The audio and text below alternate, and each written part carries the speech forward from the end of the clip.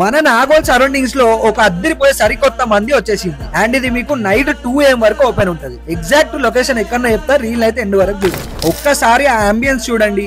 ఇట్లా మొత్తం forest theme తో ఇలా అన్ని యానిమల్స్ బొమ్మలతో అద్దరు కొట్టేశారు. మీరు లేదా మీ ఫ్యామిలీ అండ్ ఫ్రెండ్స్ తో వచ్చినా కూడా మంచిగా ఎంజాయ్ చేయొచ్చు.